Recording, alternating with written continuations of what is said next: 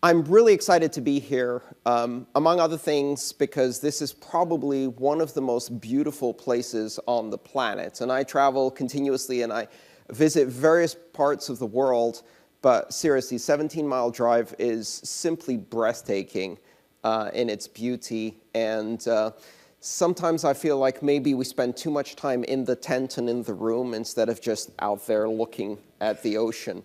So I'll try and keep this relatively short and talk to you about the thing that derailed my life 5 years ago. 5 years ago, I heard about Bitcoin for the second time.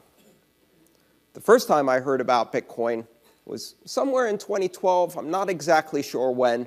I read an article about how gambling sites were using this digital currency. Now, I'd been interested in digital currencies. I'd been interested in cryptography and its application in digital currencies since the mid-90s. But I drifted away from that space, and I heard about this Bitcoin thing, and I thought, gamblers, nerd money, not interesting. Now, that's the reaction pretty much everyone has. In fact, Satoshi Nakamoto, the creator of Bitcoin, when announcing Bitcoin, was extremely skeptical of their own creation. They weren't quite sure this was going to work or that there was anything there. And then pretty much everyone from that point on started off with, that's not going to work. That can't possibly work. That was my reaction too. Fortunately, the second time, which I remember quite clearly towards the end of 2012, when I came across Bitcoin for the second time, the person who talked about it had introduced a link to the white paper that explained how it worked. Now, my background is in computer science. I have a master's degree in distributed systems, which happened to prime me perfectly to read and understand this paper. And I started reading it. I was like, oh, let's see what this is. So I started reading it, and about page 3, I froze. I'm like, this is not what I thought. And I keep reading, and by the end of that white paper, my life had been firmly derailed, completely. What I grasped at that moment was that this was an extremely significant invention. In computer science and distributed systems, we study certain classes of problems that are hard to solve, and one of those is called the Byzantine generals problem. And it's a description of a certain type of problem that occurs in distributed systems when you're trying to coordinate between parties who don't trust each other on a network or a communication medium that they don't trust. How do you coordinate if you can't trust that the messages will be delivered? And as many problems in computer science, it's described with a story. You have a city under siege. It's surrounded by 4 generals. And these generals, the Byzantine generals, if you like, they can't communicate because in order to communicate with each other, they have to send runners or messengers through the valley where the city is. And if they do that, the messages get compromised. And so they can't tell if their message has been received, and they can't coordinate. And what they're trying to do is coordinate for a specific thing. They're trying to coordinate when to attack the city. If one of them attacks, they lose. They have to all 4 attack at the same time, but they can't communicate that with each other because obviously the city in the middle would know. And it's not a problem you can solve with encryption because it's a coordination problem. In distributed systems, it's about achieving state synchronization. Now, this problem has applications across many areas of computer science and distributed systems. It has to do with, for example, database replication, concurrency controls, and all kinds of synchronization problems on distributed systems. It's a critically important problem because in the absence of a solution to this, the only way to coordinate is via central authority. And one of the things I had understood by paying attention to digital currencies for, at that point, almost 2 decades, was that the biggest problem that digital private currencies had was they had a central coordinator. They had either an issuer or a central clearinghouse that was responsible for ensuring that the money was real, it wasn't forged, but also that a transaction that had occurred was properly cleared so that the person who made that transaction could not spend the same money twice. You know, in a digital domain where you can copy digital information, the fundamental problem is how do you create scarcity? Scarcity meaning something that is rare, right, that cannot be copied. And in terms of digital currencies, the reason you need scarcity is because if I pull a $50 bill out of my pocket and spend it, I can't just photocopy that and spend it again. But if it's a digital file, a copy is perfect. So I can spend it again. So the only way to solve this was to have a central authority. Now, lots of people tried that. They built servers and they built systems that every day would batch clear all of the transactions. One of the first interesting applications of this was a company called DigiCash in the mid-90s. And they created one of the first digital currencies. Guess what happened? Now, if you suddenly announce to the world, hey, you know that thing that is the exclusive purview of sovereign entities and that is the basis of control and power for every nation state out there? I'm going to do it in my company for free. And we're going to run a completely parallel digital currency that's outside the system. Well, what happens next is the nation state comes along and goes, that's cute. Stomp. And they shut down the central system. If you have a central point of failure, it's going to get squashed, sued, bought, denied service, shut down, etc. And this kept happening to digital currencies. All right, so back to 2012. I'm reading this paper, and I think this person has solved Byzantine fault tolerance. They've solved the Byzantine generals problem. Now, there are other solutions out there, but they're not efficient. This is actually a practical solution, and with this solution, we can have a digital currency without a central point. And with a digital currency without a central point, there's nothing to shut down. And if there's nothing to shut down, oh dear, this might actually work. And that moment was when my life was completely derailed. The next 4 months are a bit hazy. When I was younger, I had this problem, which was I became obsessed about technologies. And this had happened to me 5 times before, where I would get so caught up with excitement and enthusiasm and passion and focus on a specific type of problem that I would lose the world, or the world would lose me, if you want to look at it from an ego perspective. But, and I would disappear off into my corner. It happened to me at 11 years old. I got my first computer, and I started to learn how to program, and programming blew my mind, and I disappeared for 6 months. I emerged in a year later almost, and I could program in assembly and BASIC, and I could do electronics and things like that. And then I got my first PC, and I disappeared for 6 months. And then I got my first modem, and I disappeared for a full year and a half, almost dropped out of school, failed. Then in 1989, I got access to an internet account, not strictly legally, because I was 15, and they don't give academic access to what was then called ARPANET to 15-year-olds. But let's say this archaeology professor at a university wasn't quite using their account. And, it was there. So the statute of limitation has elapsed on that one, fortunately. I lost myself because for the first time ever, I could communicate with brilliant people from around the world on this internet thing, and they taught me Unix, and they taught me all kinds of things about computer systems and architecture and TCP/IP, and I lost myself for a year and a half. And every time this happened, I would try to tell everyone around me, listen, this is the greatest thing that's ever happened. It's going to change the world. And you can imagine a 15-year-old in Greece, right, in a country that barely has tone dialing on its phone system going, listen to me, everyone will be online. And the response was, okay, clean your room, do your homework, and stop playing on that bloody computer.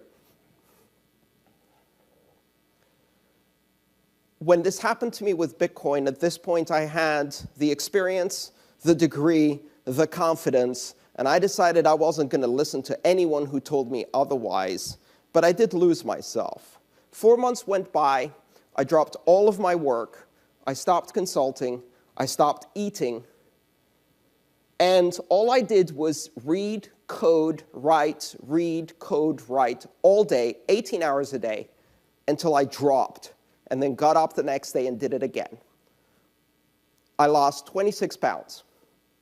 My family staged an intervention where they brought me these protein shakes that you have to drink if you are a cancer patient, because they were worried.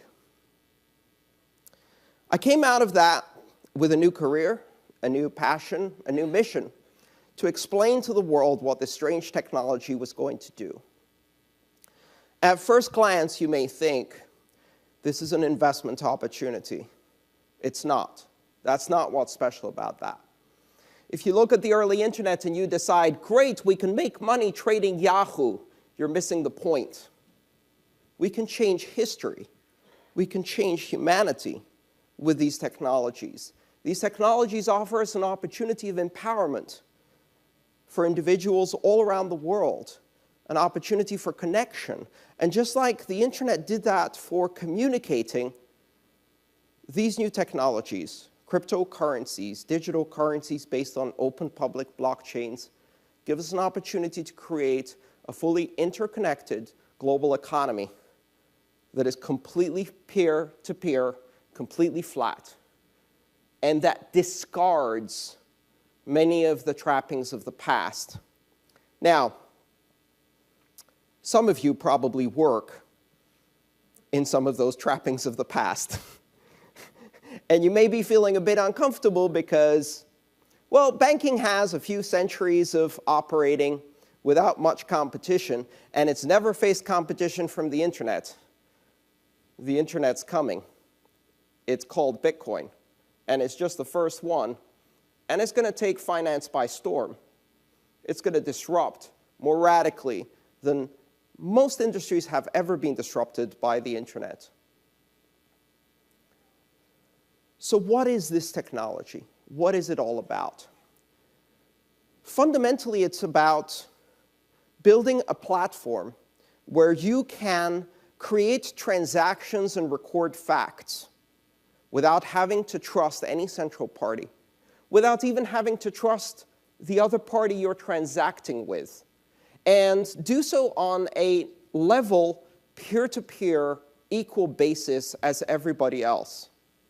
You shift trust from being something that you give to institutions, hierarchy, bureaucracy, systems of governance, and instead you shift that trust to a platform, a network-based platform that has trust as one of its emergent properties, just like the internet has communication as one of its emergent properties. And once you do that, you don't need the hierarchy, you don't need the bureaucracy, you don't need the institution. Institutions replaced by networks. Now, you may have heard that happen before. You may have seen that happen before.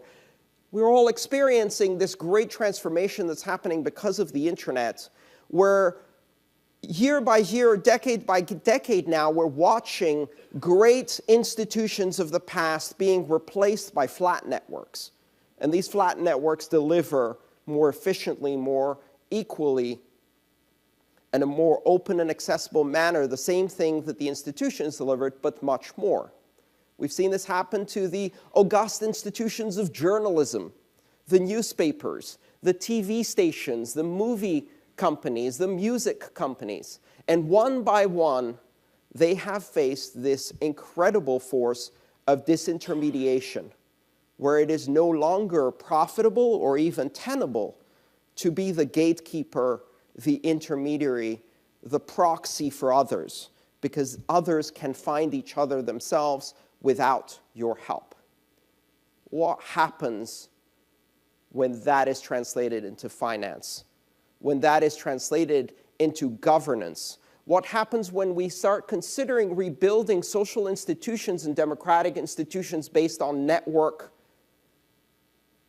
and market-based governance models using this technology? It is truly transformative. And if all you're looking at is the price of Bitcoin, the opportunity to invest, the crazy messages that are coming from the media from every side, you will be missing the fundamental point. The fundamental point being, this is a new platform, a platform for trust that is global, open, completely borderless, and egalitarian. And this platform transforms not just finance. Currency is only the first application on this, the Internet of money. It is not just money for the Internet. It is a full-blown platform for trust. And what do you hear in the media? Drug dealers, criminals, pornographers are using this technology. Now, if you've been around the Internet for a while, you've probably heard this before. I remember it clearly in the beginning of the 90s when all you would hear is that the Internet is about fraudsters, thieves, pornographers, and criminals. And it was all scare tactics all the time. And it didn't matter, because eventually all of us used it. And we didn't use it to commit crimes. We didn't use it to make pornography. We used it to transmit and exchange 1 billion cat videos because they're cute and hilarious. Because that's what people do with technology. They project their own needs, their own desires, their own motives onto society using technology as this empowering tool. And what do most of us care for? Feeding our families, security, education, healthcare, sanitation, building a future for our children. So when you hear all of these scare stories about how the possibility of giving people access to money without impediments, allowing them to pay anyone anywhere without censorship or control, freeing them completely from the shackles of oppressive governments, and quite honestly, banking corporations that in many countries are very hard to distinguish from an organized crime syndicate. What happens when people have control over their finance and the ability to transact freely with anyone in the world? What do they buy? Do they buy weapons of mass destruction? Do they buy cat videos? They buy healthcare, they buy food, they buy education, they buy security. They do what everyone does. And so within this technology, there is this enormous promise of fundamentally transforming not just the Internet, but the Internet first, and then transforming some of the fundamental institutions in the world that, quite honestly, have failed us. When I talk to audiences around the world about this technology, especially in developed nations, places like this, there's a bit of confusion. Why do I need a peer-to-peer digital currency? I have Visa. How is this different from PayPal? What does it do for me? Does it make it easier for me to buy coffee at Starbucks?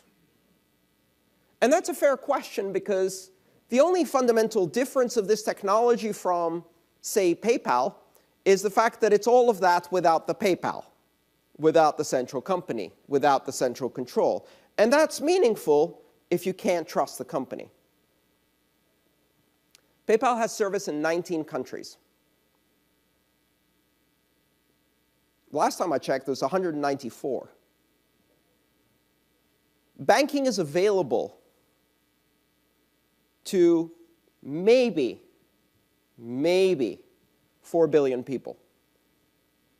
2.5 billion people around the world have no access to financial services whatsoever.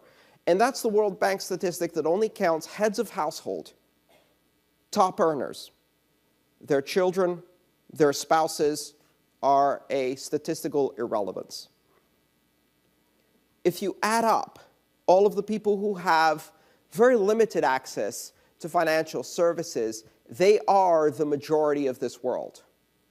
Bitcoin and these new technologies are all about the other 6 billion. You have Visa. Golly for you. That makes you part of the 5% of the privileged overclass of financial comfort in this world. The rest of the world doesn't operate that way. You have a stable currency. Fantastic. I can count 16 of them. What about the other 160 currencies? You have a government that is not about to drag you out of your bed at night because you said the wrong thing or attended the wrong protest. Yet. Good for you. Fantastic. What about all of those places where that is a daily reality? And so we live in a world where access to financial services is one of the fundamental barriers to economic development. And we have constructed a system, a closed system, of controls. If you're in the industry, you probably know all about this. KYC, AML, CTF. Know your customer, anti-money laundering, control of terrorist financing. You've heard those acronyms? What those acronyms do is they convict 4 billion people to poverty to maintain our own bourgeois illusion that somehow we can stop crime from happening if we carefully control who has access to financial services. And in that delusion, we are willing to allow billions of people to have no access to all of this, to the world economy. Bitcoin is the radical proposition that anyone, anywhere should have access to free commerce and free financial services. And for many people in the world, that is a terrifying proposition. And for many governments in the world, that is a terrifying proposition. I'm here to tell you it's going to be okay. It really is. Because as I said before, if we give people the ability to do these things, they will use them to do good. But I also have another message. Even if you're afraid, even if you think we shouldn't, mustn't do this, it is done. This technology is a fundamental system based on mathematics. It is now known. Anyone, anywhere can go download that first book on the left, which is for software engineers, for free. It's open source on GitHub. And a fairly talented 14-year-old programmer can recreate a global, unforgeable, fully fungible digital currency that's even better than most what Bitcoin does today in a weekend, and then launch it on the world. This is now the world we live in. This has happened, and there is no going back. We cannot unlearn this technology. We cannot put it back in the bag. So now we have to consider, how do we live in a world where anyone, anywhere can engage in commerce with anyone, anywhere, and those transactions cannot be censored, and that system cannot be shut down because it's completely flat, completely decentralized, and can be communicated over any medium. What this technology has done is it has taken money from its physical manifestation or its centralized implementation as a digital abstract token, and it has turned it into an internet content type. I can do a Bitcoin transaction using the Bitcoin network. But if that's not available, I can take that Bitcoin transaction and I can translate it into emojis. And then I can transmit that using Skype or Facebook or put it in a Craigslist ad. How do you stop that? You don't. And so that is now the world we live in. I think it's a brave world. I think it can be a wonderful world. But what I do know is that it will be a different world. The ripples are spreading. Most people haven't yet noticed.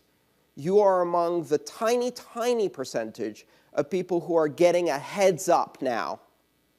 What would you do if you learned about the internet in 1991 instead of 2001? How would it have changed your life, your career, your company? I bring you this message. You now know. What will you do about it? Thank you.